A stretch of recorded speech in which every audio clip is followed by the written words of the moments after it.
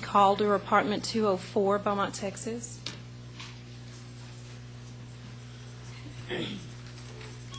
Hello, everybody. Thank you so much for allowing me to be here and to speak. I'm really nervous. My heart's beating really hard. I've never done anything like this before. But back in 1901, the oil boom started out right here in Beaumont, Texas, well, Gladys City. And throughout the 20th century and the start of the 21st century, oil has definitely enriched our lives. The cheap energy source has helped develop all sorts of new technologies that have helped our culture and our economy to thrive. Nowadays, it seems like oil is everywhere and in everything.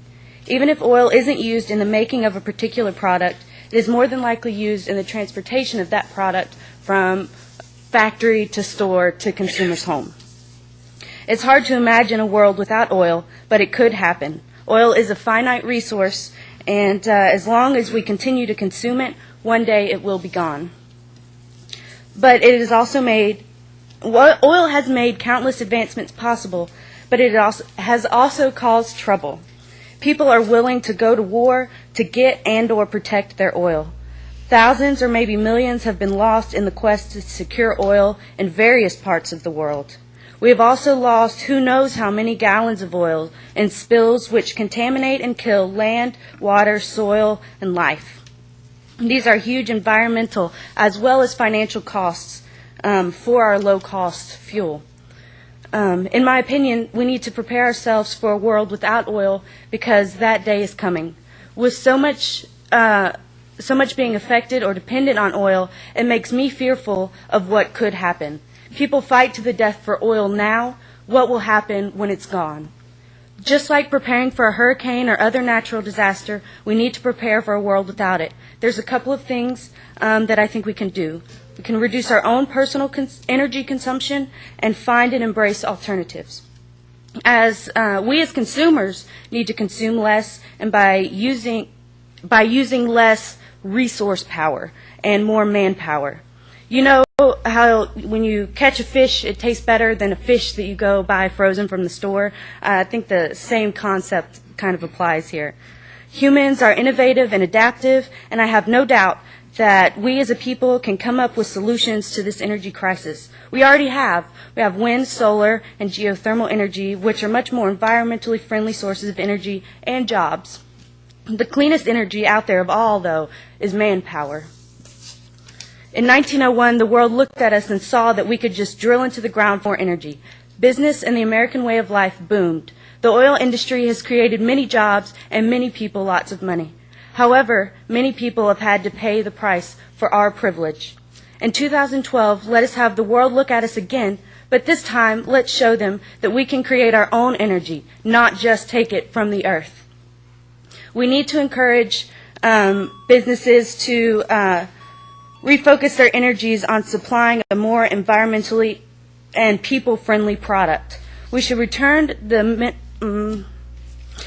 could possibly have the mineral rights returned back to the earth, but I think that would be a personal choosing.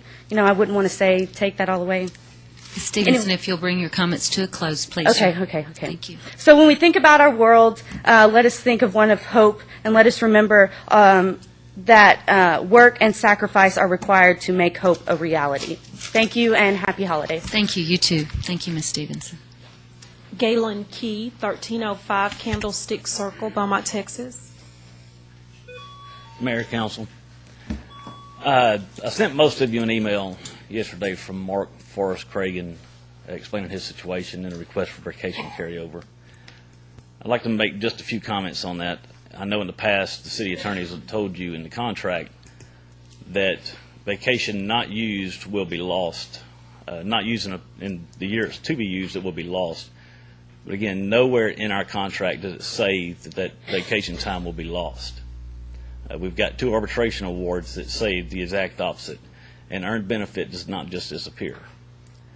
Also, Beaumont is a civil service city still, and under Civil Service Code 143.046, it gives the council or the governing body the right to allow personnel to carry vacation over. This is all Mr. Cragen is asking of you.